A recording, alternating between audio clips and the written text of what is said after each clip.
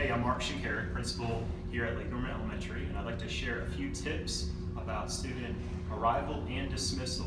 Now, these tips will keep your children safe as well as help both of those processes be most efficient. So we're going to step outside and I'll show you some tips from outside in our car rider line. Okay, now we're outside here, and I'll talk about our morning drop-off. Now, as the cars come through the circle drive here, we're going to wind through our driveway, and we want as many cars that we can drop off at one time. So if you pull all the way up to where that tree is located, we can get 6 to 8 cars out at one time. Now, even when it's raining, we would like you to pull up here and have your children with raincoats on and things like that. We can't obviously accommodate every child to get dropped off underneath our shelter. Also want to let you know that we do not want to pass cars that are parked unloading their children. If we're all just patient, we'll keep all of our children safe. Now, if your child is in some type of seat belt or a child seat, make sure that they are starting to learn the process of unbuckling themselves to get out of there as quickly as possible, and also best to position those seats on the passenger side of the car so they don't have to exit out into that lane. Now, if you are parking your car in our parking lot and walking them to our building's door, make sure that you watch either myself or our custodian, Mr. Gillen, and he waves you across safely. Parents, don't drop your children off in the parking lot and have them walk in on their own. Make sure that you're supervising them when you do that. Now, all of this will work best if you stick to this process. Please do not drop off your students at any other location around our school, including our gravel lot over here by the kindergarten playground and the kindergarten hallway. That parking lot is reserved for our staff. Do not use that to circumvent this process. It'll work efficiently and safely if we all use the parking lot here. Now, the idea too is to build independent students that can enter our building without any supervision, and so it would be nice to start teaching your students to drop off here in the car rider line and let them walk into the building and down to their classrooms by themselves. Now, here we are for our car rider line in the afternoon. Your children will be inside our building here, alphabetized against the wall, and sitting there and waiting for their name to be called. So in preparation for that, make sure that you have your orange placard in your window. It'll have your student's first and last name written on it. If you don't have one of those, Mr. McClure, our art teacher, who will do our afternoon car rider line, will help you with that. You could just let him know. He'll be positioned out here in our parking lot, and he'll call out your child to one of our 4 color markers out here. Circle through here and stop at the color that where your child is, and you stay there and let's walk the child to your car rather than you pulling up to them. Now, if you have a walker and you are walking your child home, if they are in kindergarten or first grade, they are going to exit out of this door here to the left. That would be your right, my left. That door is the safest place for us to exchange them to you. And we were having some of our students come out this door, but unfortunately it was getting really confusing with car rider lines and parents, and confusing and unsafe. So we're going to move all of our kindergarten and first grade walkers to this door. If you have a second, third, fourth, or fifth grade walker, they're going to exit our front door of our building. Now, I also want to remind you to keep this area safe and cleared out, because this is the area that we use for our car rider line. As soon as you physically have your child with you, if you'll please leave in a timely manner. If we're congested right here with parents talking or children playing, it also becomes unsafe. It's also become a safety issue to have any type of pets accompanying you down here. Make sure we keep those pets at home. Some of our students have allergies, and there's always the liability of having a dog. The other thing I want to remind you of too is our kindergarten lot out here is only to be used to park there if you plan on staying and using our playground.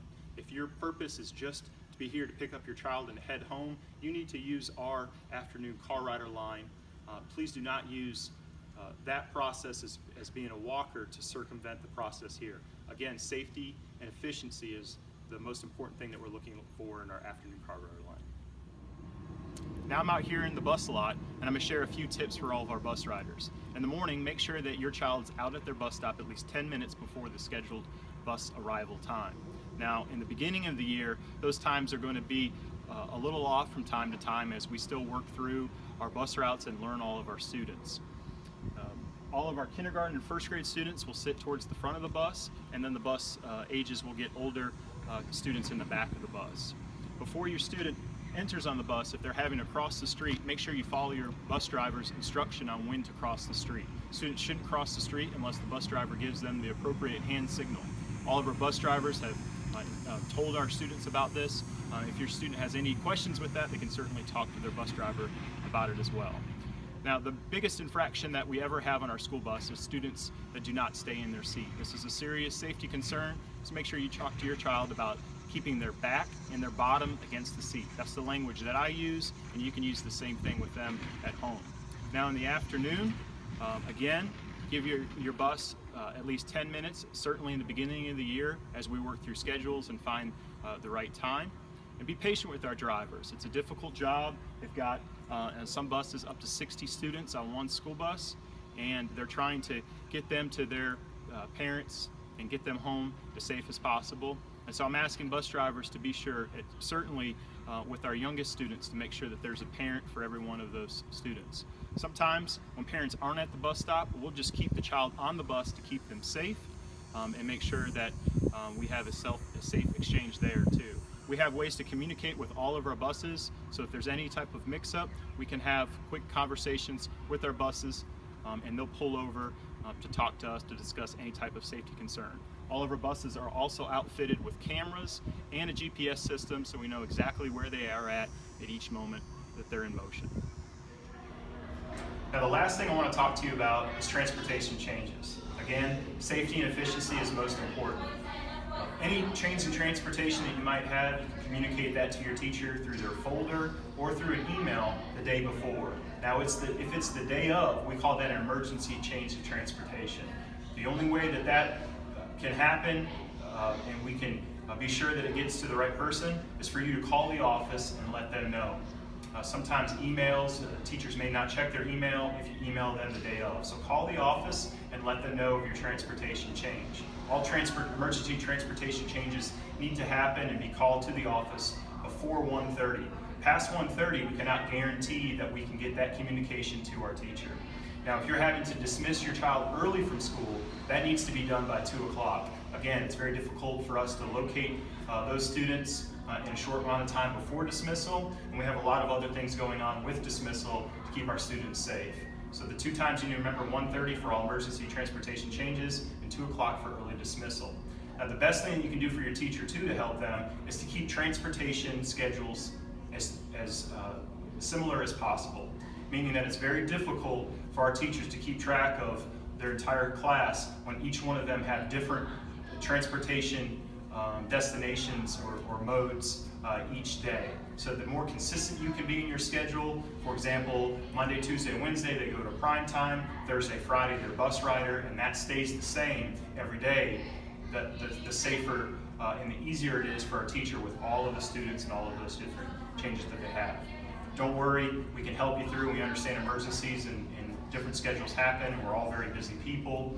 So if you have a very complicated schedule, it may be best to give your teacher a calendar and map all that out for them to be as helpful as possible.